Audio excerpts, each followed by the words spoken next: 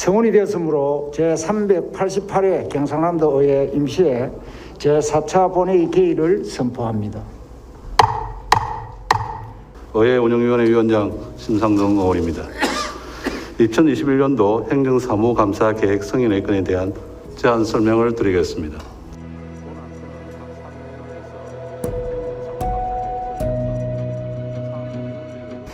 기획행정위원회 위원장 김병진 의원입니다.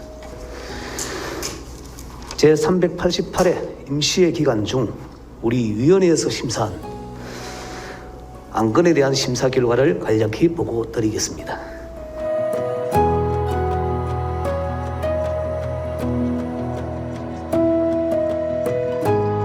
교육위원회 위원장 송순호입니다. 제388회 경상남도의회 임시회 기간 중 우리 위원회에서 심사한 7건의 의안 심사 결과를 간략히 보고 드리겠습니다.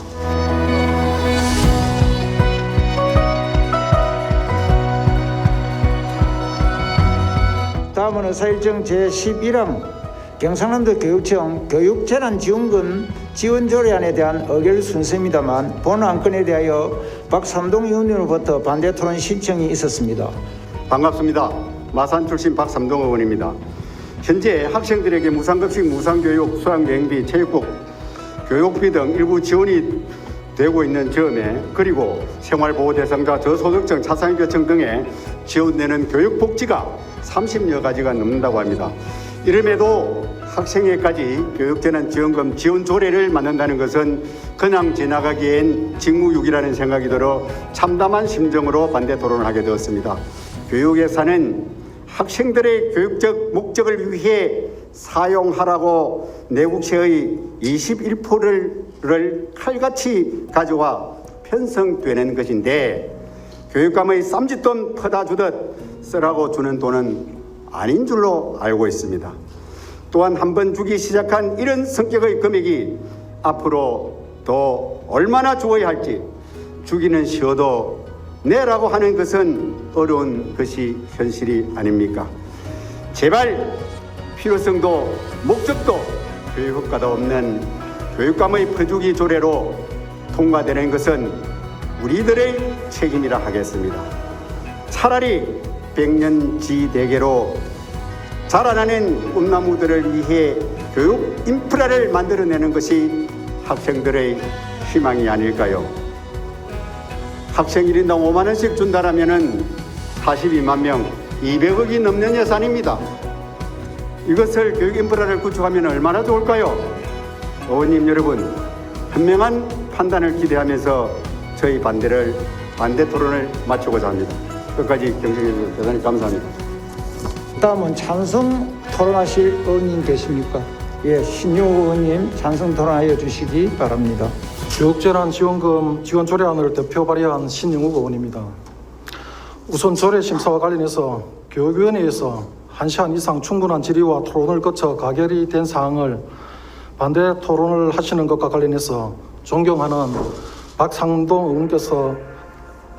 의원님께 감사의 말씀을 드려야 될지 유감의 말씀을 드려야 될지 잘 모르겠습니다. 본 조례안의 제정 배경은 최근 코로나19와 같은 국가적 재난 또는 중대한 사회 자연 재난이 교육 재난으로 이어질 경우 도내 학생들에게 교육 재난 지원금을 지급함으로써 학습권을 보장하고 교육 여건을 향상시켜 교육 재난을 조속히 극복하고자 제정하려는 것입니다. 경상남도 도교육청도 교육재난 지원금 지원을 위한 조례를 제정하여 시도 간의 형평성 및 지역경제 활성화를 위한 정책적 시너지 효과를 내야 한다고 생각합니다. 또한 예측하지 못하는 교육재난 발생에 따른 학생들의 학습권 보장과 교육 여건 개선에 반드시 필요한 조례입니다. 그러면 의결을 하도록 하겠습니다. 본 안건에 대하여는 반대 토론이 있었으므로 회의규칙 제46조에 따라 기명 전자투표에 의한 표결을 하도록 하겠습니다. 투표 결과를 말씀드리겠습니다. 재석 의원 48명 중 찬성 29명, 반대 15명, 기권 4명으로 의사일정 제11항 경상남도 교육청 교육재난지원금 지원조례안은 가결되었음을 선포합니다. 농양수산위원회 오근숙 위원장입니다. 제388회 임시 기간 중 우리 위원회가 심사한 안건에 대한 심사 결과를 보고드리겠습니다.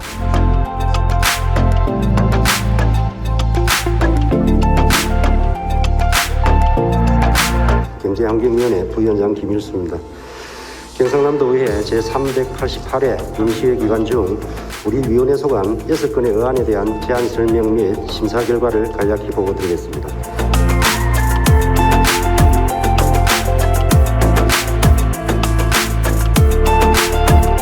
건설소방위원회 위원장 한홍문입니다. 제388회 임시회 기간 중 우리 위원회에서 심사한 조례안 8건에 대한 심사 결과를 간략히 보고드리겠습니다.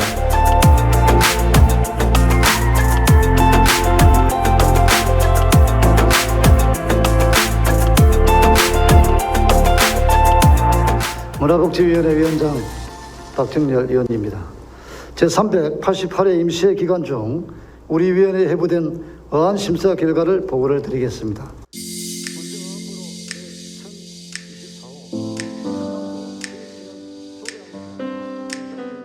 난강땡 치수 능력 증대 안정성 강화 사업에 따른 대응 추진 특별위원회 위원장을 맡고 있는 박정렬 의원입니다. 지금부터 난강땡 치수 능력 증대 사업 피해 특별법 제정 및 피해 대책 수립 촉구 대정부 운영에 대한 제안 설명을 드리겠습니다.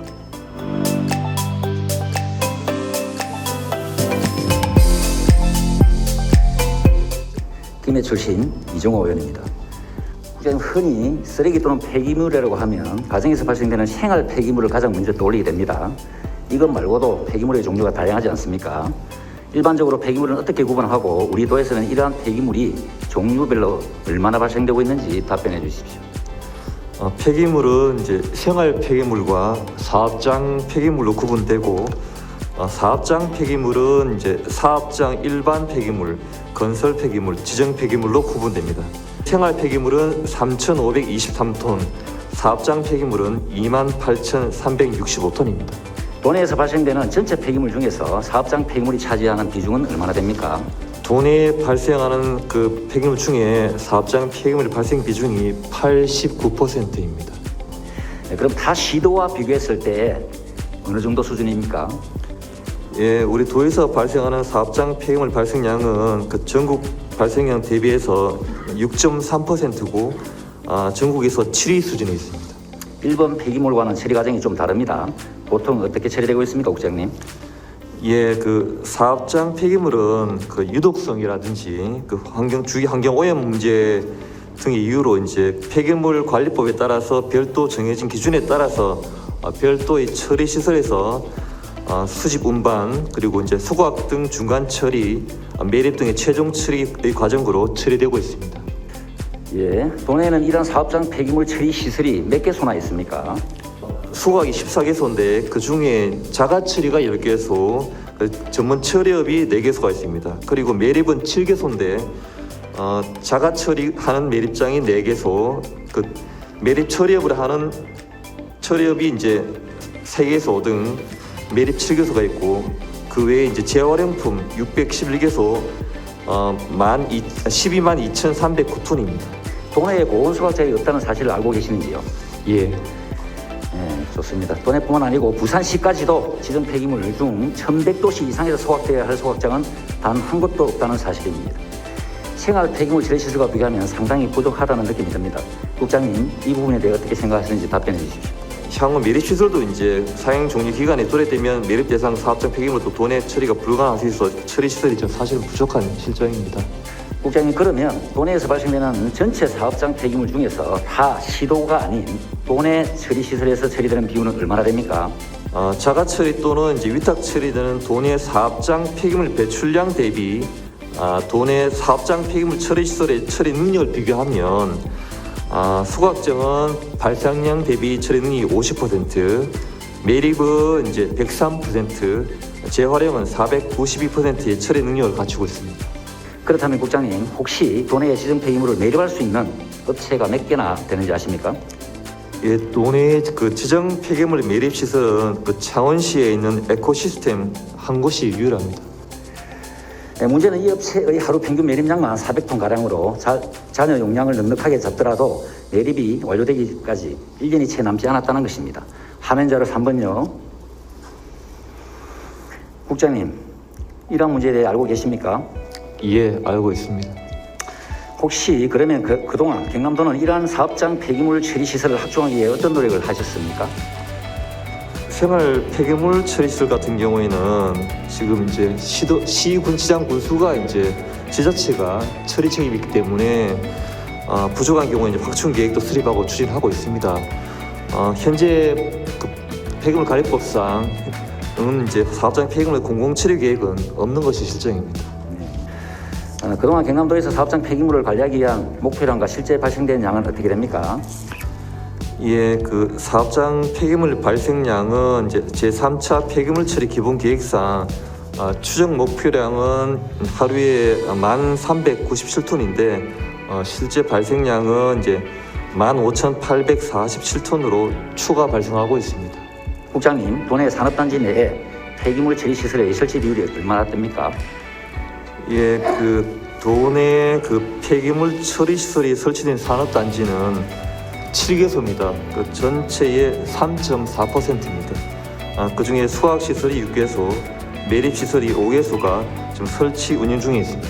일정 규모 이상의 산업단지 또는 공장을 설치 또는 증설하는 경우 반드시 폐기물 처리 시설을 갖추도록 규정하고 있습니다.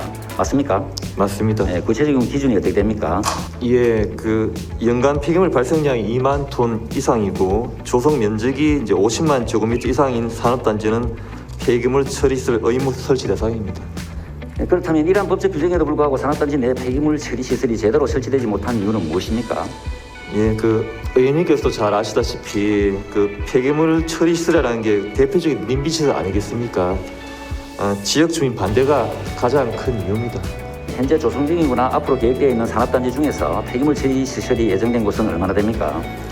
예, 산업단지 내 폐기물 처리시설 설치 계획은 6개 산업단지 총 7개 시설이고 그중 매립 6개소, 수각 1개소입니다. 현재 경상남도 종합계획에 반영되어 있는 폐기물 처리 시설의 설치 계획은 어떻게 되어 있습니까? 특히 그 중에서 사업장 폐기물 처리 시설에 관한 부분은 어떻게 반영되어 있습니까, 국장님? 정부에서 그 폐기물 처리 시설의 부족 등으로 폐기물의 원활한 처리가 어려울 경우를 대비해서 최근에 그 공공 폐자원 관리 시설법을 제정해서 올해 6월부터 시행하고 있습니다. 지금 권역별로 이제 후보지를 공모 중에 있습니다. 국장님, 그동안 도내 폐기물 처리 업체들의 처리 단가가 얼마나 올랐는지 혹시 아시겠습니까? 그건 이제 그 폐기물 처리 업체에서 이제 영업 비밀이라고 공개를 하지 않아서 정확한 단가는 사실은 알지 못합니다. 사실은 처리 업체에서 공개한 것보다 훨씬 높은 단가인데도 도에서 단가 조사를 한다 하니 처리 단가를 낮게 불러준 것 같습니다. 국장님, 왜 이런 일이 발생했겠습니까? 답변 부탁드리겠습니다. 앞서 말씀드린 것처럼 그 발생량 대비 그 처리 능력이 부족하니까 단가가 오르지 않나 생각이 듭니다. 국장님이 생각하시기에 이러한 폐기물 처리 시설을 확충하는 데 가장 큰 걸림돌이 무엇이라고 생각하십니까? 사업장 폐기물 공공 처리와 관련한 제도 미비, 국가 재정 미지원, 민간 영업 영역의 침해 우려, 지역 주민의 반대 등 여러 여건상 지금 지자체 주도로 폐기물 처리시설 특화단지 조성이 쉽지 않은 게 현실적인 실정입니다. 지역마다 처리시설을 개별적으로 만드는 것은 사실상 불가능하다고 봅니다. 그래서 폐기물의 집화, 분류, 재활용, 소각, 매립 등이 종합적으로 이루어질 수 있는 특화단지를 조성한다면, 그리고 이러한 시설과 함께 지역 발전을 위한 기반시설과 편의시설을 함께 조성한다면 지역 주민들과도 충분한 공감이 이끌어낼 수 있다고 생각합니다. 국장님께서는 이러한 제안에 어떻게 생각하십니까? 예, 좋은 제안이라고 생각합니다. 앞으로 저희가 더 고민해 보겠습니다. 예, 이제 곧 제4차 폐기물 처리 기본계획을 수립할 예정이죠. 예, 맞습니다. 예, 기본계획에 폐기물 특화단지 조성안을 구상해 볼 의향이 있으십니까? 우리 도에서는 내년에 수행하는 경상남도 2차 자원순환 시행계획 연구 영역과 아까 말씀드린 법적 제도적 미비점 때문에 중앙부처 협의를 통해서 법적 제도적 재정적 지원 근거를 마련한 후 폐기물 특화단지 조성 필요성을 검토하도록 하겠습니다. 국장님, 환경책임보험 제도에 대해서 간략히 설명해 주십시오. 기업이 자력으로 배상을 할 수 없을 경우에도 피해자가 신속한 배상을 받을 수 있고 사고 기업도 피해 보상으로 도산 위험 없이 지속가능한 경영이 가능토록 하는 것이 책임보험제도의 목적이고 이 제도 시행을 위해서 환경오염 피해구제법이 2016년 1월 1일부터 시행되었습니다. 사업장 내 대기나 폐수, 폐기물, 토양, 유해 화학물질, 해양시설 중에 일정 요건이 되는 시설 1개 이상 운영할 경우 환경책임보험에 의무적으로 가입해야 됩니다. 현재 우리 도내에 환경책임보험을 가입하고 있는 업체 수는 대략 얼마나 됩니까, 국장님? 예, 도내의 그 환경책임보험 의무가입 대상 사업장 수는 1,267개소고 이 중에 이제 97.5%인 1,235개소가 보험에 가입하고 있습니다. 이러한 보험 가입 업체들이 연간 부담하는 보험료는 평균적으로 얼마나 됩니까, 국장님? 올해 보험료 총액은 32억 6,580만 원으로 사업장 1개소당 평균 보험료는 265만 원입니다. 그러면 혹시 환경책임보험료 산정에서 이러한 위험량 계수를 어떻게 산출하는지 알고 계십니까? 사업장에서 이제 전년도에 발생하거나 처리한 오염 물질량을 책정되어 있는 물질별 보험료를 곱해서 기본 보험료를 산출합니다. 그리고 이제 오염 물질별로 정해진 인체 건강 영향, 화학물질 잠재 위험도 값과 물질별 규모 계수값을 이용해서 위험량 계수를 산출하고 최종 보험료는 기본 보험료의 위험량 계수를 곱한 금액으로 산출합니다. 이 공간에 사고가 나면 이 공간에 있는 환경 책임보험만 들어야 되는데 여기에서 밖으로 나가고 다 없어진 것까지 연간 총 더해서 보험료를 산출했다는 것입니다. 엄청난 차이가 나죠? 예. 예. 과연 이러한 기준이 합리적이라고 생각하십니까? 국장님 답변 부탁드리겠습니다. 제가 보기에 좀 불합리한 것 같습니다. 그렇죠. 제가 보험 자체를 부정하는 것이 아니라 보험사만 배불리는 짓은 하지 말아야 한다는 것을 말하고 싶은 겁니다. 그럼 지금 현재 환경책임보험을 지급하고 있는 보험사들의 손해율은 얼마 되는지 아십니까? 예, 그 환경책임보험 도입 이후인 2016년 7월부터 21년 5월까지 보험사 손해를 보면 5.46%입니다. 네, 국장님 혹시 최근 몇 년간 환경책임보험사들이 돈해 발생 사고에 대해 얼마를 배상했는지 아십니까? 예, 그 현재까지 그 도내에서는 이제 환경책임보험 지급 사례가 없고요.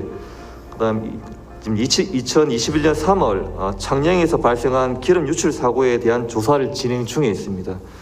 환경부에 2016년 7월부터 20년 6월까지 여기가 이제 1기 이제 환경 책임보험 사업 기간 동안인데 결산 자료에 의하면 64건의 보험금 지급 청구가 있었고 이 중에 12건이 지급되었습니다.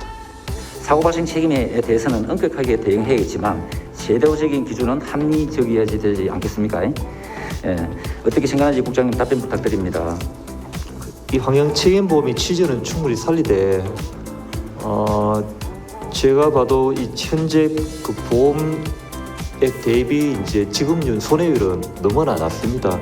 이런 부분은 좀 개선이 필요하지 않나 그렇게 생각을 하고 있습니다. 국장님 이제라도 이러한 환경 책임보험 가입 실태를 살펴보고 불합리한 부분은 개선하도록 노력하실 의향은 있으십니까? 제도 개선 노력을 통해서 보험사의 손해율은 높아질 것은 보이고 있습니다만은 의원님 말씀하신 그런 불합리한 부분에 대해서는 우리 도에서도 제도 개선을 환경부에 건의토록 하겠습니다. 국장님 지금까지 병상 터널에 대한 그동안의 추진 경과와 최근 진행 사항에 대해 간단히 설명해 주시기 바랍니다. 김해 밀양 간의 고속도로 노선을 창원까지 연장을 하게 되면 지방비 부담 없이 개설이 가능하다고 판단했고요. 그런 과정에서 저희가 창원시와 김해시에 토월 IC에서 진례 IC 간, 또 토월 IC에서 남진례 IC 간에 2개 대한 노선을 제안을 했고 창원시에서 토월과 진례 IC 고속 국도 건설에 대해서는 찬성을 한 상황입니다. 하나는 토월 IC에서 진례 IC를 연결하는 구간이고 또 하나는 토월 IC에서 남진례 IC를 연결하는 구간이 되겠습니다. 그러면 이렇게 2개 노선을 검토하게 된 이유가 있습니까, 국장님? 창원의 도로 체계라는 것이 동서방은 원활하게 되어 있습니다. 창원대로부터 시작해서 원희대로, 창의대로, 아래쪽에 김해 창원 부산간 도로, 또 뒤쪽으로 국도 25호선이 나 있지만 종축 방향이 없습니다. 남북 방향이. 그렇기 때문에 교통체증이 유발될 수밖에 없고요. 또 한 가지는 창원시는 고속도로를 접근하려고 하면 동마산 IC, 북창원 IC, 장유 IC를 경유해야 되는데 그건 역시 20분에서 30분이 소요됩니다. 그런 측면에서 창원시에서 비험산 터널을 받을 수 있는 안은 고속도로의 접근성을 높이는 방안이 유리하다고 봤습니다. 그래서 저희가 국도를 제안한 것입니다. 자, 그러면 국장님, 최근 이러한 대안 노선에 대해 창원시와 김해시에 각각 협의를 진행한 것으로 알고 있습니다. 협의 결과가 어떻게 나왔습니까? 창원 김해에서 토월 IC와 진리 IC를 연결하는 노선에 대해서는 찬성 의견을 보내왔습니다. 국장님, 현재 창원시와 김해시가 동의한 토ල් IC에서 진리 IC를 연결하는 고속도로 건설안에 대해 진행 사항이 얼마나 추진됐습니까? 김해 밀양간 고속국도의 경제성 분석 평가가 좀 낮은 상황입니다. 네. 그래서 거기에서 연장해서 다시 예타를 진행할 것인지 아니면 그걸 덮고 지금 현재 진해 신항 예타가 진행되고 있고 가덕도 신공항에 대한 사전 타당성 조사 용역이 진행되고 있습니다. 그 결과가 연말과 내년 초에 나오기 때문에 그 결과를 가지고 창원 연장선을 다시 할지에 대해서는 협의가 진행 중에 있습니다. 그럼 앞으로 남은 과제와 절차는 어떻게 됩니까? 이제 예타 대상 사업으로 일단 선정이 돼야 되고요. 그 다음에 예타 대상 사업이 선정되고 나면 예타 절차가 진행됩니다. 그러면 경제성 분석과 정책성 분석, 그 다음 지역 균형 발전 분석 세 가지 분석을 통해서 최종적으로 예타 결과에 따라서 사업이 추진되게 됩니다. 국장님께서는 비험산 터널의 필요성에 대해 어느 정도 인식하고 계십니까? 반드시 되어야 될 사업이라고 생각합니다. 왜냐하면 앞서 말씀드렸다시피 창원시의 어떤 교통 체계를 개선하는 측면에서도 필요하고요. 또 김해를 포함한 밀양 등 동부 경남과 창원과의 접근성 측면에서도 반드시 필요하다고 봅니다. 국장님께서는 경남도의 대안 노선에 현실적인 측면에서 가능성은 얼마나 있다고 보십니까? 최대한 지방 재정 부담을 줄이면서 도민들의 부담을 줄이는 국가 재정 사업을 우선 추진하고 그렇지 않다면 다른 재정 사업으로 검토해 볼 수 있다고 생각합니다. 그렇다면 완공 시점은 언제쯤으로 보고 있습니까? 발주가 돼야 될 부분이 있는데요. 건설 기간은 한 4년으로 보고 있습니다. 이 모든 부분에 대해서 각오 한 말씀 부탁드리겠습니다. 제가 주말에 비험산을 자주 다닙니다. 예전에는 이게 창원 시내만 보이더니 응우를 맞고 나니까 비험산만 가면 비험산 터널밖에 생각이 안 납니다. 어쨌든 제 업무 중에 가장 중요한 업무 중에 하나라고 판단하고 있고요. 어쨌든 계획대로 추진될 수 있도록 열심히 노력하겠습니다. 민원인들이 피해를 보지 않도록 적극적인 행정을 펼쳐주시길 바랍니다. 그리고 국장님, 감사드리며 마지막으로 한 말씀 해주시길 바랍니다. 예, 의원님께서 지방세 체계에 대해서, 납부 체계에 대해서 법적 제도적 문제와 더불어 약간의 사각지대 문제, 그리고 직원 담당자가 놓칠 수 있는 부분에 대해서 잘 지적해 주셔서 저희들 많은 제도 개선을 하고 있습니다. 저희가 할 수 있는 부분하고 더 개선이 계속 나가야 될 부분에 대해서 끊임없이 챙기도록 그렇게 말씀드리겠습니다. 이 도로가 최초로 노선 지정이 된 때가 언제입니까, 국장님? 이 사업이 시작된 게 이제 2002년도에 초정하면간 강력교통계획이 고시가 됐습니다. 그리고 이제 3년 11월에 이제 부산하고 김해시가 상호 협약을 체결해서 1단계로 해가지고 함양 IC에서 안막 IC까지 2007년 3월에 이제 착공을 하게 됩니다. 그래서 12년 9월에 1단계를 완료했습니다. 사업이 지금까지 이렇게 지지부진한 이유가 무엇이라고 생각합니까? 김해시에서 아무래도 사업 순위를 생각할 적에 조금 시 자체에서 후순위로 밀려가지고 그쪽에 사업비를 확보하는데 조금 다른 사업보다는 지연되다 보니까 전체적으로 좀 사업 기간이 늘어난 것 같습니다. 해박세에 경남도가 아니라 김해시가 된 이유를 알고 계십니까? 혹시 그런 적이 있습니까? 제가 지금까지 파악한 바로는 특별히 이제 김해시가 부산시와의 교류라든지 이런 소통 문제가 좀 필요하다 보니까 도와 협의 없이 부산시와 사전 협의를 통해서 그쪽에 협약을 체결하고 그다음 우리 도에 이렇게 협약을 체결했다고 통보하는 그런 행식이 된 걸로 알고 있습니다. 부산시의 역할이 좀 더 필요하지 않나 생각됩니다. 그리고 실제 이용 측면에서도 부산 시민들의 편의가 더 높아질 것이기 때문에 이제는 도가 적극적으로 나서야 된다고 생각을 합니다. 이러한 측면에서 부산시와 추가로 협의할 수 있는 방법이 없겠습니까, 국장님? 그때 이제 둘 다 하는 걸로 조건으로 해가지고 협약이 체결됐기 때문에 부산시에서는 당연히 그 당시에 협약을 지키라고 요구하고 있는 거고요. 그런 의미에서 보면 또 어떻게 보면은 서로 쌍방간에 문서로 해서 이렇게 협약을 했던 걸 그 이상 추가로 좀 하라고 하기에는 조금 어려움이 있을 것 같습니다. 지금이라도 우리가 부산시에 조금 금전적으로 한번 우리 도 차원에서 우리 시보다는 도가 더 크니까요. 도 차원에서 한번 부산시에 요청할 수 수 있도록 그렇게 하면 안 될까요? 예산이라든지 이런 걸 빨리 좀 확보해서 부산시가 그 불편을 많이 겪고 있으니 해박서대로 좀 빨리 될 수 있도록 도가 좀 힘을 써주라 그런 쪽으로 얘기를 하고 간 걸로 알고 있습니다. 화면에 보시는 것처럼 출퇴근 시간 무렵이면 이러한 정체가 매일 두세 시간이 이어지고 있는 상황입니다. 이렇다 보니 긴급한 상황이 발생하더라도 우회할 수 있는 도로가 없어서 주민들의 안전에도 우려되는 실정입니다. 단순히 이 문제를 김해시에만 맡겨놓을 것이 아니라 경남도가 주도적으로 문제 해결에 나서야 된다고 생각합니다. 국장님 생각 어떠십니까? 이 도로가 이제 그 초중에서 안마까지 빨리 해결이 돼야 다른 사업이 또 원활하게 돌아갈 수 있기 때문에 이 부분은 되도록이면 빨리 준공이 될 수 있도록 최대한 지원을 하려고 하고 있습니다. 전국 최저는 김해시의 행사이기도 하지만 경남도의 행사이기도 합니다. 그래서 반드시 개최 이전에 이 도로가 완공되어야 한다고 생각하는데 국장님의 최종 답변 짧게 한번 듣겠습니다. 실제로 공사하는 부분, 공기를 줄여줄 수 있는 부분은 저희들이 없기 때문에 그 부분에 대해서는 좀 김해시가 좀 노력을 해야 될 것 같습니다. 예, 국장님 무슨 말인지 알겠습니다. 그렇다면 적기적소에 한번 예산이 잘 투입될 수 있도록 좀 지켜봐 주시고 도에서도 좀 응원해 주시길 바라겠습니다. 경제 중심도시 양산 출신 건설소방위원회 한홍문 의원입니다. 국장님 질문 드리겠습니다. 올해 우리 도의 일자리 목표 및 지원 예산과 현재까지 성과는 어떻게 됩니까? 금년에는 2조 원의 예산을 들여서 일자리 13만 4천 개를 목표로 하고 있습니다. 근데 이제 의원님께서 의정활동까지 여러 차례 강조했듯이 뭐 일자리 숫자보다는 저희들이 양질의 일자리를 창출하기 위해서 노력을 하고 있습니다. 매년 증가하는 예산에도 불구하고 나아지지 않는 고용 지표의 사유가 어디 있다 보십니까? 지난해 코로나19라는 특수한 상황에서 상당히 좀 고용률 실업률이 좀 좋지 않았고 또 저희들 주력 산업인 조선항공 이런 부분들이 조선은 수주가 늘어나긴 했지만 아직은 고용까지 연결되지 못하고 있고 특히 또 항공 분야는 또 코로나 영향을 많이 받고 있습니다. 그래서 좀 고용 지표 회복이 좀 더디게 진행되고 있는 것 같습니다. 올해 2분기 기준으로 도단위 지자체 중 경남은 고용률 7위, 실업률 2위로 여전히 전국에서 하위권을 유지하고 있습니다. 이런 상황인데도 고용 여건이 완화됐다고 우리 국장님 봐주십니까? 점차적으로 좀 완화되어 가고 있다고 보고 있고 다만 이제 의원님 말씀하신 아직 제조업 분야가 아직은 좀 더디게 회복이 되고 있습니다. 그래서 결국 아까 말씀드린 조선기계 항공 분야에 좀 경기가 회복이 되어야 좀 더 고용 지표에 반영될 수 있을 것 같습니다. 일자리 태반이 최저임금 수준의 단기 임시직 일자리고 도의 지원이 끊어지면 이 일자리마저 당장 없어질 그런 일자리 됩니다.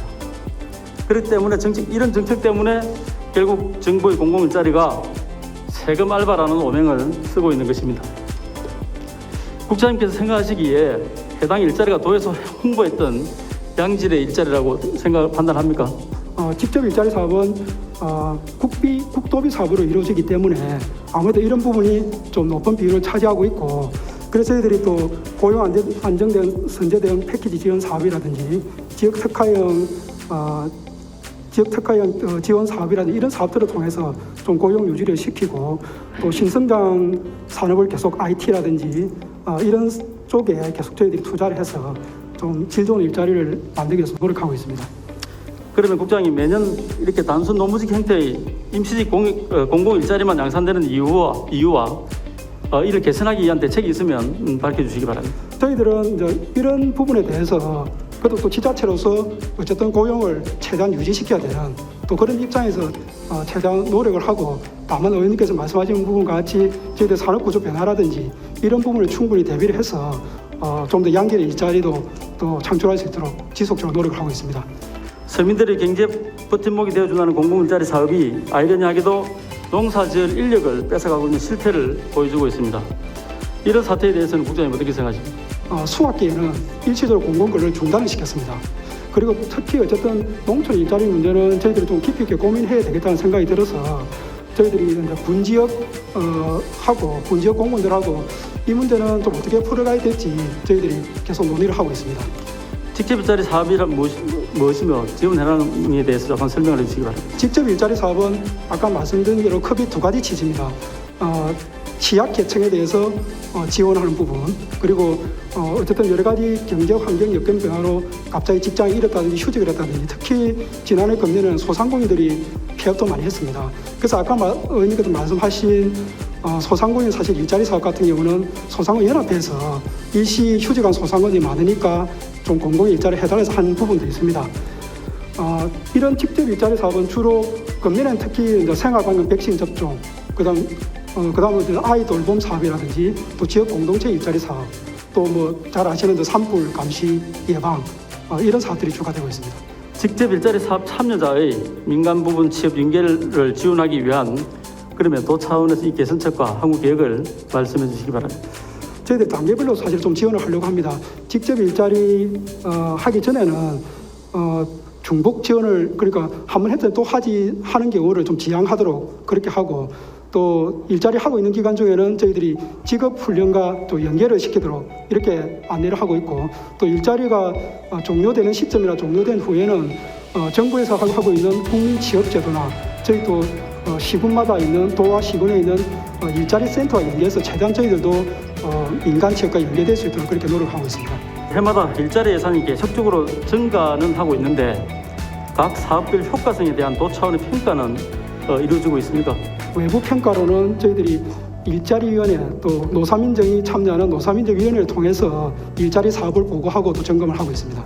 이 일자리 사업 평가에 대한 제안에 대해서 국장님의 견해를 밝혀주시기 바랍니다. 개별 사업에 대해서는 저희들이 모니터링이라든지 어떤 평가들을 좀 더 별도로 강화를 하고 아까 말씀드린 분기별 평가하는 과정에서 좀 더 내실 있게 성과 평가를 좀 포함을 해서 실질적인 평가가 될 수 있도록 그렇게 하겠습니다. 가족을 부양하고 있는 신중년의 불안한 고용 상황은 가정경제 위기를 초래하며 연금과 복지 수요의 증가로 인한 국가적 재정 부담으로 작용할 수 있어서 정책적 지원이 절실합니다.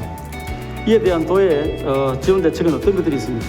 하나는 실제로 이제 은퇴하신 분들이 사회공헌 차원에서 자신의 전문성을 살려서 할 수 있는 일자리 또 그리고 예기치 않게 또 퇴직하신 분들이 좀 재취업을 할 수 있도록 이렇게 두 가지 방향으로 인생 이모작센터 지원을 하고 있고 특히 또 재취업 분야에 좀 더 지원을 강하기 위해서 고용 장려금 지원을 통해서 기업에는 경영 부담을 들고 또 재취업에 용이하도록 그렇게 하고 있습니다.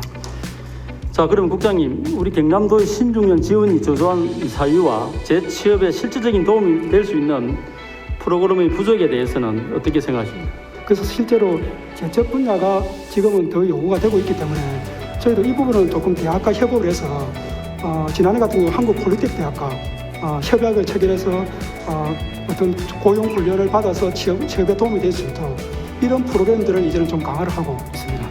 신중년의 전문 역량을 발휘할 수 있는 다양한 일자리 발굴과 프로그램 교육 프로그램 다각화를 위한 도의 향후 계획이 있으면 말씀해 주시기 바랍니다. 신중년들이 일할 수 있는 모델을 계속 저희들이 개발하고 있습니다. 그래서 다문화 가정을 지원을 한다든지 또 소상공인 금융 지원, 금융계에 오래 근무하신 분들은 그 노하우를 살려서 소상공인 금융 지원이라든지 또 김성가 의원님께서 한번 제안을 해주셨는데 중소기업의 산업안전문제가 취약하니까 산업안전문제 퇴직하신 분들을 산업안전 요원으로 활용하라고 하셔서 또 저희들이 전문가를 활용해서 또 취업을 한다든지 이런 여러 가지 모델들을 저희들이 계속 개발하고 또 거기에 따른 교육 훈련을 하고 있습니다. 전문적이고 차별화된 교육을 위해서는 지역 대학과 같이 교육 인프라를 갖춘 전문기관의 신중년 캠퍼스를 설치해서 운영하는 방안도 좋은 대안이 될 것으로 생각하는데 아까 잠깐 말씀하셨습니다만 그에 대한 계획도 말씀해 주시기 바랍니다. 저희들이 양산에 있는 연산대, 경상국립대, 인제대학교에는 중장년 기술산업센터를 설치했습니다. 이 부분은 주로 창업과 관련된 센터들이고 의원님께서 말씀하신 그런 부분들은 저희들이 계속 대학과 협업하는 과정에서 검토하도록 그렇게 하겠습니다. 청년 실업률은 일반 실업률의 2배가 넘습니다. 이 사유가 국장님 어디에 있다고 봐집니까? 지금 젊은 층이 또 선호하는 직종들이 ICT라든지 또 서비스업이라든지 고부가 서비스업이라든지 이런 쪽을 선호를 하는데 그런 부분에 좀 미스매치가 있다 보니까 좀 수도권 쪽으로 일자리에 찾아서 들어가는 경우가 많은 것 같습니다. 청년층의 제조업 기피 현상은 가속화되고 중소기업 현장에서는 인재 확보에 더 어려움을 겪는 미스매치가 계속되는 이런 상황에서 이를 해소하기 위한 도의 대책을 밝혀주시기 바랍니다. 금년부터 새로 처음 시작을 했는데 청년 친화 기업에 대해서는 저희들이 각종 지원과 인센티브를 강화하는 청년 친화기업도 선정을 하였습니다. 마지막으로 또 지난해 저희들이 의원님 잘 아시는 바와 같이 지역 핵심 플랫폼 공유대학 사업을 통해서 어쨌든 지역, 기업, 대학이 매치가 되는 이런 사업을 통해서 좀 더 미스매치를 완화할 수 있도록 그렇게 노력하고 있습니다. 재정 지원 일자리 사업 중에서 청년 대상 직업훈련 사업은 우리 도에 어떤 것들을 시행하고 있습니까? 청년 일자리 사업이라 해서 4차 혁명 시대와 IT 사례에 맞는 여러 가지 교육 훈련을 하는 게 있고요. 그리고 고등학교 특성화 고등학교 학생들 대상으로 산학 일체형 도제 사업이라 해서 학생들이 2학년, 3학년 때부터 기업의 현장 실습도 나가고 실습 후에 취업과 연계되는 이런 사업들을 하고 있습니다. 그리고 또 금년에 저희들 고용부 공모 사업으로 선정이 되었는데 지금 빅데이터라든지 웹툰 디자인이라든지 이런 분야를 또 선호를 하고 있기 때문에 또 이 분야에 대한 또 직업 훈련을 시행을 하고 있습니다. 그런데 이런 프로그램 교육 훈련 받은 인재들이 현재 취업으로 많이 이어지고 있습니까? 지금 저희들이 최근 5년간은 좀 조사를 해봤는데 의원님 말씀하신 이지 사업 같은 경우는 취업률이 한 72%, 산학일체형 도제 사업 같은 경우는 한 73%, 그래서 저희들이 평균 한 70% 이상 정도 유지하고 있습니다. 이런 직업훈련 사업의 성과가 저조한 사회에 대해서 국장님 밝혀주시기 바랍니다. 어쨌든 중요한 것은 현장과 연계되는 그런 교육들이나 직업훈련이 되어야 한다고 생각합니다. 그래서 저희들이 그런 부분에 대해서 집중적으로 좀 연계가 될 수 있도록 노력하고 있습니다. 효과적인 맞춤형 교육과정의 개설과 운영 등 실효성을 높이기 위한 대책이 절실하다고 생각하는데 취업률 제고를 위한 도의 대책은 뭐 있습니까? 1대1 맞춤 컨설팅을 하고 그다음 거기에 맞는 직업훈련을 하고 특히 현장에 맞는 실습을 연결해서 6개월간 충분하게 이렇게 취업과 연결을 할 수 있도록 이런 사업을 하고 있는데 이 부분은 저희들이 또 사업 성과를 봐가면서 좀 더 확대하도록 그렇게 하겠습니다. 국장님 현재 도내 조선업 종사자 수는 얼마나 됩니까? 지금 금년도 7월 현재 한 44,200여 명으로 알고 있습니다. 조선업체가 인력난을 겪고 있는 이유에 대해 설명해 주시기 바랍니다. 조선업의 특성상 실제 숙련된 기술을 가기까지 많은 시간이 걸리는데 그래서 그런 분들을 좀 구하기가 어려운 측면이 있고 그리고 또 육상이라든지 이런 쪽에 또 여러 가지 기술을 가진 분들이 많이 이동을 했습니다. 그럼 두 번째로는 결국 청년들이 제조 분야의 기피 현상이 자꾸 일어나다 보니까 청년들의 취업이 좀 상대적으로 줄어드는 것 같습니다. 50인 미만 중소기업이라도 숨통을 틔울 수 있도록 주 52시간 근로제의 유연한 적용을 받을 수 있게 도해서 앞장서서 정부에 개선을 요구할 의향은 없습니까? 이런 것들 결국은 이제 현장의 의견들이 자꾸 전달이 되다 보니까 고용부에서 좀 더 탄력적으로 운영을 하고 있는 것 같습니다. 그 저희들이 계속 현장 의견을 들으면서 고용부에 전달을 하고 또 제도 개선이 필요한 부분이 있으면 저희들이 계속 건의하도록 그렇게 하겠습니다. 국장님, 남해안 탄성 소재 벨트 구축 사업에 대해 설명해 주시고 아울러서 동 사업을 부산 전남과 함께 예타 사업으로 준비하고 있는 것으로 아는데 진행 사항도 함께 설명해 주시기 바랍니다. 사업 기간은 2023년부터 한 2027년까지 정도를 보고 있고 총 사업비는 약 한 2,200여 원으로 예상을 하고 있습니다. 우리 도하고 부산 전남은 작년 2월부터 실무 협의를 거쳐서 사업 추진에 대한 합의를 이루었고 기업 수요 조사 등 사전 준비를 마치고 올해 4월부터 정부 예타 사업으로 추진하기 위한 사전 예비 타당성 조사 연구 용역을 진행을 하고 있습니다. 우리 도의 주요 사업은 미래 수송기기용 탄성 소재 실용화 센터 구축, 주력 산업 글로벌 기술 선점 R&D 추진, 탄성 소재 사업화 지원 사업 추진 등입니다. 사전 예비 타당성 조사 연구 용역은 정부 예타 사업의 자료로 활용하여 올해 4분기에 예타를 신청할 계획으로 있습니다. 남해안 탄성 소재 벨트 구축의 주요 거점 사업은 양산을 중심으로 추진되어야 하고 특히 탄성 소재 실용화 센터 설립 지역으로 양산시가 최적지라고 생각하는데 이에 대한 견해를 밝혀주시기 바랍니다. 대규모 사업의 체계적인 추진을 위해서 사전 예비 타당성 조사 연구 용역을 수행하면서 탄성 소재 벨트 구축 사업의 주요 거점 사업 입지 분석과 효과성 등을 전반적으로 검토해서 사업 추진 및 지역 산업의 발전에 실질적인 도움이 되도록 이렇게 구성해 나가도록 하겠습니다. 교육과 성장기의 도시 거창 출신 김일수 의원입니다. 먼저 경남도 교육청의 폐교의 현황과 활용 현황을 답변을 좀 부탁드리겠습니다. 지금까지 저희 경남에서 폐교된 학교 수는 총 584개 학교가 됩니다. 그중에서 매각된 것이 347개교, 이 중에서 지자체 매각 경쟁 한 107개 교, 한 30% 정도 차지하고 있습니다. 그리고 자체 활용한 학교가 59개 교, 대부된 학교가 97개 교입니다. 미활용된 폐교는 지금 81개가 있습니다. 그리고 저희들 금년에 이제 폐교 활용을 좀 촉진하기 위해서 2일 3일 프로젝트를 시행했습니다. 금년에 저희들 29개의 폐교를 감소시키기 위해서 좀 줄여보겠다는 목표를 세우고 21개 폐교를 좀 줄여보겠다는 목표를 수립해가지고 지금 성과가 매우 좋습니다. 20개 정도가 지금 활용 계획이 확정되었고 금년 하반기쯤 되면은 100% 목표를 달성할 수 있을 것 같습니다. 그리고 이번에 저희들이 2, 3일 프로젝트를 시행하면서 느꼈던 것은 지자체와의 그 연계 협조, 또 지역 주민의 참여가 중요하다고 하는 걸 느꼈습니다. 활용도 중요하지만 더 중요한 것은 관리라고 봐야 되겠는데요. 예. 관리는 지금 어떻게 하고 계십니까? 관리는 저희들 일단은 지역청에서 분기별로 한 번씩 점검을 하고 있습니다. 일단은 기본적인 관리는 가서 한번 폐교의 어떤 상황이라든지 상태라든지 점검하고 있고, 그리고 또 건물의 보존 가치가 필요한 것은 저희들이 또 수선을 하고 그렇게 하고 있습니다. 자, 저걸 해석을 좀 한번 해주시겠습니까?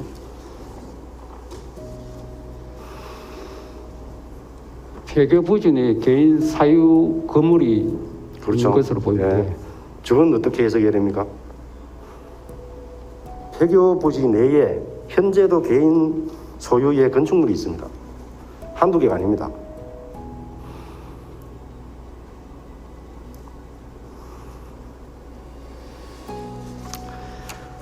정말 좀 불편한 진실입니다만 관리가 너무나 엉망이다, 너무나 소홀하다.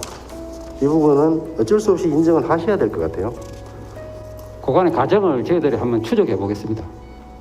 이런 어떤 서류상의 정리 부분이 약간의 어려움이 있는 것은 뭐 저도 알고 있고 우리 직원들도 그 부분을 모르는 것은 아닙니다. 좀 더 꼼꼼하게 챙기겠다는 말씀드리고, 또 하나 말씀드릴 것이 주민들을 위해서 활용할 수 있는 것은 저희들도 최근에 전라남도 교육청의 사례를 저희들이 확인하고 그런 방법을 우리도 한번 답을 찾아보자고 우리 내부적으로는 이야기가 됐고 진행이 되고 있습니다. 주민들이 활용해서 좋은 어떤 시너지 효과가 날 수 있는 폐교들에 대해서는 저희들은 전라남도 교육청의 사례를 원용해서 저희들도 적극적으로 활용하겠다는 말씀드리겠습니다. 학교가 운영되는 학교는 그건 어쩔 수 없지만 폐지 학교가 되어졌을 때는 그 지역 주민들에게 가급적이면 무상으로 공급할 수 있는 그런 노력도 함께 해주시길 바랍니다. 주민들의 활용하는 데 있어서는 저희들이 무상 임대를 하든지 법이 허용하는 범위 내에서 가장 주민들의 이해에 가깝게 활용할 수 있는 방법도 적극적으로 찾겠습니다. 최선의 노력을 다 해주시기를 부탁드리겠습니다. 네, 감사합니다. 지금 진행하고 있는 청년 정책은 경남도에서 하고 있는 정책 어떤 것들이 있습니까? 청년 일자리 부분 관련해서는 이 기존의 어떤 이 제조업을 잘 지켜 나가면서도 이 기존 제조업을 스마트화한다든지 또 스마트 그린 산단을 조성한다는 이런 이 IT 중심으로 청년들이 원하는 그런 일자리를 만들어내는 걸 주력을 하고 있고요. 부울경 단위에서의 어떤 광역 인프라 교통, 부울경 메가시티 조성을 통해서 청년들에게 이동권이라든지 일자리 교육 부분을 부울경 확대해 나가는 노력을 해 나가고 있고요. 이 다양한 노력들을 통해서 청년들이 살기 좋고 일하기 좋은 경험을 만들어 나가기 위해 노력하고 있습니다. 정책을 추진해가면서 가장 매력적인 사업이나 가장 효과적인 사업은 어느 거라고 생각하십니까? 첫 번째는 경남도가 다른 시도에 비해서 이 청년들의 참여라든지 정책의 어떤 청년들이 주도하는 정책을 만들어 나가는 부분에 있어서는 타 시도에 비해서 좀 많이 좀 발전해 있거나 앞서 나가는 부분이 있다고 생각을 합니다. 그리고 이 하드웨어 인프라적인 측면에서 봤을 때는 경남도가 청년 친화 도시를 전국 최초로 작년부터 이제 신규 사업으로 지금 진행을 해오고 있습니다. 2020년에는 거제시와 남해군이 청년 친화도시에 선정이 됐고요. 올해는 밀양시와 함안군이 선정이 돼서 이제 진행을 하고 있는데, 특히나 이제 2년 차에 접어든 이 거제시와 남해군 같은 경우에는 그 2년 정도를 해 나가면서 일종의 지역의 매력도라든지 청년들에게 다양한 기회를 제공하는 부분들에 있어서 좀 많은 변화가 있었고 앞으로도 발전 가능성이 높다, 그렇게 좀 이렇게 판단을 하고 있습니다. 지금 한 3년 정도 지났는데 예. 너무 이용률이 너무 떨어지는 거 아니냐. 네, 그런 생각을 먼저 하게 되더라고요. 예. 어떻게 생각하시나요? 경남 청년센터의 역할 자체를 광역센터로서 시군별 청년센터를 이제 설립하는 것과 활성화시키는 것을 좀 지원해 나가고, 그런 것들과 연계해서 물리적 부분들에 대한 한계를 좀 극복할 수 있게끔 시군별 청년센터를 많이 활성화할 수 있는 그런 차원으로 좀 저희들이 연계 협력하는 부분들을 많이 고민을 하고 있습니다. 홍보가 너무 약하지 않느냐 하는 생각은 좀 하게 되거든요. 네. 혹시 홍보에 대한 다른 계획이 있으신가요? 저희가 올해 하반기부터는 그런 홍보물이라든지 이런 것들이 좀 많아지는 추세에 있긴 있습니다. 아직까지 좀 많이 더 노력이 필요합니다만은 방향성은 그렇게 좀 개선해 나가고 있다라고 봐주시면 좋을 것 같습니다. 사업을 통해서 혹시 발굴돼서 발굴한 정책 중에 지금 제대로 잘 진행되고 있는, 자랑하고 싶은 그런 정책이 혹시 있나요?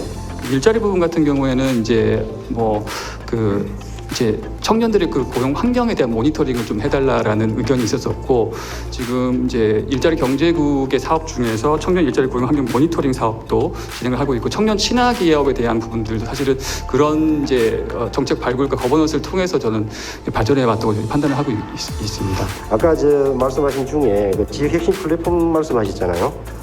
예. 네, 그 부분은 어떻게 생각하시죠? 기업과 또 대학과 또 여러 기관들이 같이 협력해서 만들어 나가는 일종의 거버넌스 체계이기 때문에 이 틀을 잘 잡아 나가면서 청년들에게 실질적으로 도움이 되고 기업에 도움이 될 수 있는 그런 방향을 구체화시켜 나가는 것이. 단장님이 볼 때는 어떤 분야의 인재를 양성을 하면 이 목표를 달성할 수 있을 거라고 봅니다. 수도권으로, 경남의 청년들이 수도권으로 떠나는 가장 큰 이유가 이 미래형 생태계, 미래형 일자리 생태계의 부분에서 좀 취약한 부분이 드러나기 때문에 저희들도 그런 부분이 있다고 생각을 하고 있고요. 그 공유대학 부분도, 그러니까 IT, 소프트웨어, 또 문화 콘텐츠, 또 신서비스업 이쪽으로 다양한 그 매칭이 될 수 있게끔 사업들을 구체화시켜 나가고 발굴시켜 나가야만이 경남의 미래가 더 밝지 않을까, 그렇게 생각을 하고 있습니다. 그런 금방 발언하신 그런 내용들은 이 사업에 적극 반영이 되고 있습니까? 우선 아까 앞서 말씀드린 대로 NHN 토스트 아카데미라든지 또 LG도 LG도 함께 연계를 해서 또 취업 연계 인턴십을 했었고요. 또 12명이 채용되는 그런 사례가 있고, 이런 부분들을 계속해서 확대 발전시켜 나가는 것이 앞으로 경남도의 숙제가 아닐까 생각을 하고 있습니다. 수도권으로 가신 청년들, 경남의 청년들 어떻게 모셔오실 생각이세요? 정말로 전 도정이 이제 합심해서 역량을 청년들이 살기 좋은 경남으로 만들어 나가는 것이 결국에는 경남의 미래를 또 이어갈 수 있는 그런 가장 핵심이 아닌가 생각이 듭니다. 혹시 우리 도민들께 청년 정책 관련해서 홍보하고 싶으신 거 있으시면 한 말씀해 주십시오. 저희 청년특별도 경남을 하기 위한 목적은, 첫 번째는 우리 지금 살고 있는 경남 청년들이 더 살기 좋은 곳으로 만드는 게 첫 번째 목표고요. 두 번째는 그 살기 좋은 곳을 만들어서 외부에 있는 청년들, 특히나 김을수 의원님 이제 말씀하신 대로 우리 고향이 경남인데 경남을 떠난 청년들이 다시 돌아올 수 있게끔 만드는 게 두 번째 목표고요. 또 외부에 있는 청년들이 찾아올 수 있는 경남을 만드는 것이 청년특별도 경남의 최종 목적입니다. 그 목적에 맞게끔 도정 차원에서 다 같이 협심해서 열심히 할 테고요. 또 그 과정에서 또 의원님께서 많이 또 각별하게 애정과 관심을 가져주셔서 다시 한번 감사드리고, 앞으로도 많은 협력을 부탁드리도록 하겠습니다. 경남의 그 청년 주거 정책 관련된 핵심만 좀 설명을 주시겠습니까? 경상남도 맞춤형 청년 주거 지원 방안 5개년 계획을 수립했습니다. 그 주요 내용이 이제 20년부터 24년까지 그 맞춤형 주택으로 그 2700호를 공급하는 게 되겠고, 그리고 그 주거비 부담 완화를 위해서 또 월 임대료나 보증금, 이자 등을 해서 96억 정도를 지원하는 게 되겠습니다.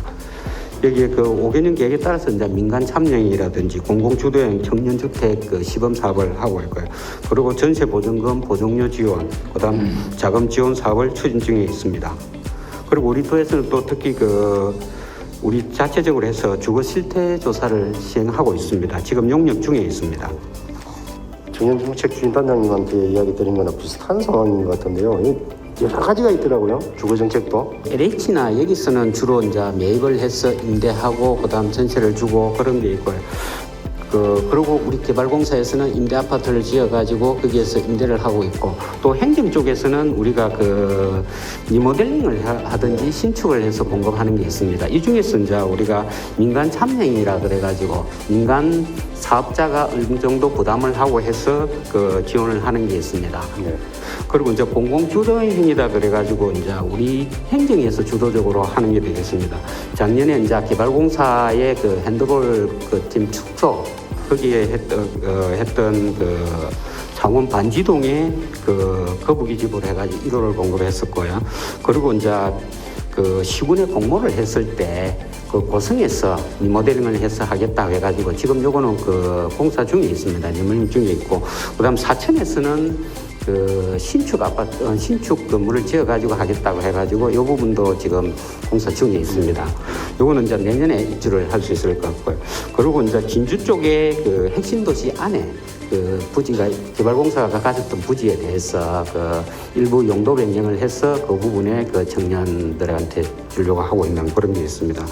그리고 이제 주거비 보조 지원 쪽으로 해가지고 이제 전세 보증금 반환 보증료라고 해가지고 이 그 전세금을 냈는데 그 나중에 그 주인이 그 돈이 없어서 못 내주더라도 그 주택도시공사에서 먼저 그 상환을 해주고 그걸 이제 받아가는 그런 쪽에 그 보정 수수료가 있습니다. 그 보정 수수료를 지원해 주는 게 있고, 그리고 이제 청년들이 그 월세를 우리가 또 지원해 주는 게 있습니다.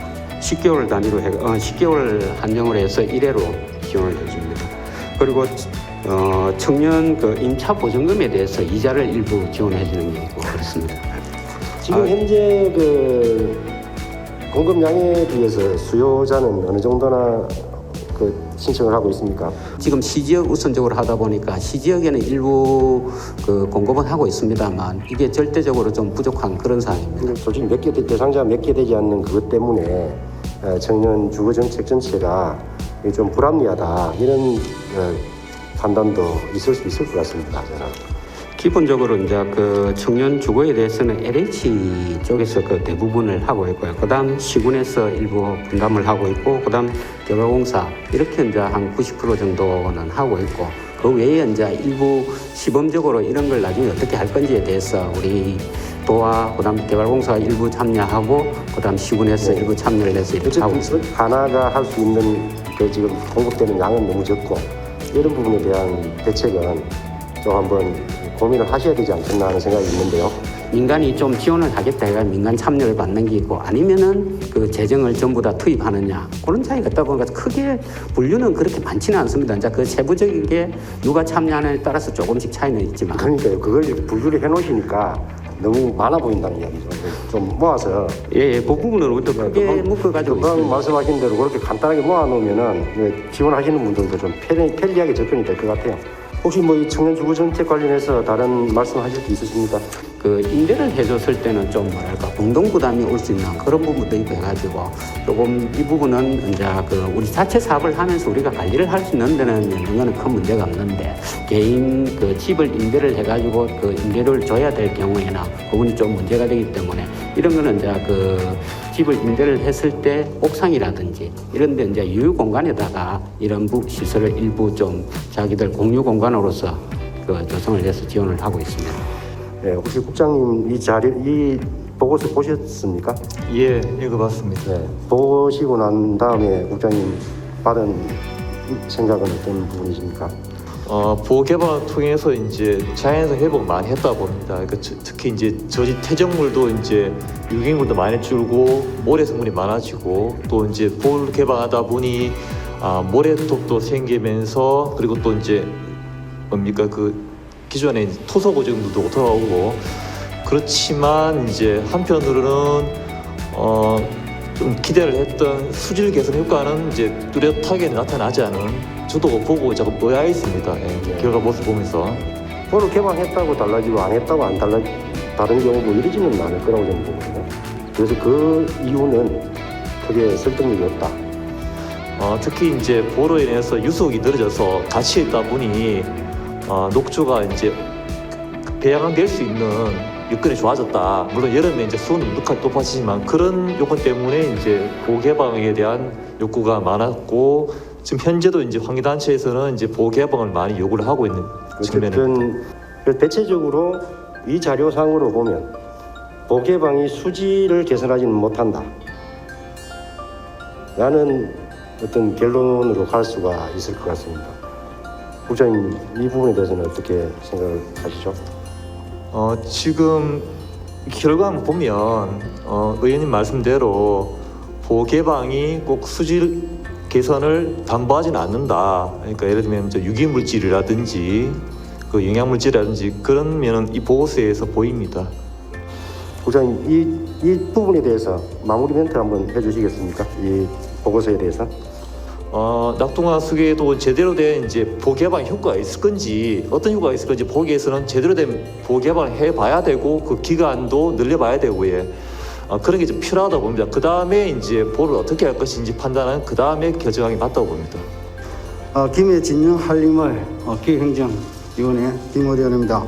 네, 국장님 이 공사에 대해 잘 알고 계시리라 생각됩니다. 하지만 그런 사실을 모두 덮어두고 좀 전에 그런 걸 그냥 우리 행인 입장에서 그걸 보시고 어떻다고 느꼈습니까? 당초에 판단 좀 미스가 있었지 않나 그런 생각이 좀 듭니다. 예. 원래 본관 건물은 도로하고 4m 정도 이격이 돼가 있는데 계단실은 그 도로하고 접해져 있었는데 그 계단실 부분이 좀 도로 전용 부분이 필요하다라고 판단했어야 되는데 그걸 좀 판단 미스가 있었던 것 같습니다. 착공 신고, 감리, 현장 조사, 위반 조치 등의 행위는 모두 교육청입니다. 맞습니까? 예, 그렇습니다. 예. 그럼 우리 이 공사가 허가고 감리가 모두 다 교육청 소관이 되고 그 책임은 교육청이 최종적으로 집니다. 맞습니까? 관리는 그 공사 업자에게 있고요. 그리고 감리는 또 감리 업자에게 있습니다. 그리고 저희들이 하는 역할은 공사 감독하고 공사 현장 소장하고 공사 감리자가 잘 하고 있는지 또 2차적으로 감독할 책임이 있다라고 저는 생각합니다. 예, 어떻든 최종적으로 우리 교육청이 지잖아요, 그죠? 예. 맞죠, 그죠? 그러나 나중에는 오른쪽 사진같이 철봉을 담벼락 안쪽으로 열었습니다. 저희 이에 대해서 물어보겠습니다. 국장님, 처음에 저렇게 철봉을 세워서 행인이 못하는 데를 해놨다가 오히려 나중에 철봉을 안쪽으로 내렸거든요. 그 이유가 뭔지 아십니까? 일단 아마 당초에는 철거 업체가 도로 점령의 필요성이 없다라고 판단한 것 같습니다. 학교 안에서 크레인을 설치해가지고 철거를 하면 된다라고 판단해가지고 도로 점령 허가를 못 받은 부분이 있는 것 같고, 그 차후에 공사하는 도중에 펜스에 지지대를 좀 설치할 필요성이 있었던 것 같습니다. 그 지지대 설치하면서 도로를 좀 점령한 상황이 있었던 것 같습니다. 그러면 국장님 조금 전에 말씀 도로 점령 허가지 않고 공사한 걸 국장도 몰랐겠는 거죠? 사실 저희들 도교육청 차원에서는 그 사실을 몰랐습니다. 김해 교육청 차원에서 그 조치를 한 걸로 알고 있습니다. 지금 저 밑에 우리 아이들이 걸어가고 있습니다. 옆에 저기 우측 좌측에 지금 가옥이거든요. 저 우측에서 지금 건물이 이렇게 철거를 하고 가고 있습니다. 지금. 그래서 저기 학생들이 걸어가고 있고 이 가옥이 있습니다. 국장님 저 한번 생각해 보시면 어떻습니까? 굉장히 저희들이 좀 안전 조치를 좀 철저히 했어야 되는데 그런 점이 좀 위협했다고 생각이 듭니다. 예, 조금 전에 봤을 때 14번, 15번입니다. 서로 차이점이 있거든요. 차이점을 한번 다른 점 있는 거 국장이 한번 보시기 바랍니다. 제가 알기로는 원래 해체 계획서에는 살수원 1명, 신호수 1명을 이렇게 차득되어 있었던 것 같습니다. 있었는데 신호수는 1명 배치하고 살수원 대신에 아마 스카이 장비에 고압 살수 장비 5개를 부착해서 살수 작업을 한 걸로 알고 있습니다. 국장님, 그럼 현장이 해체 계획서대로 진행되지 않은 것 같은데, 그럼 이거를 그런 거 해체를 하는지 안 하는지 감리하러 보니 감시하러 하는 게 감리들 둔 이유 아니겠습니까? 그건 제가 보고받기로는 지금 신호수 1명 배치를 했고 살수원을 배치 안 하고 살수원 대신에 고압 살수 장치를 5개 부착해서 살수 작업을 한 걸로 그래 보고를 받았습니다.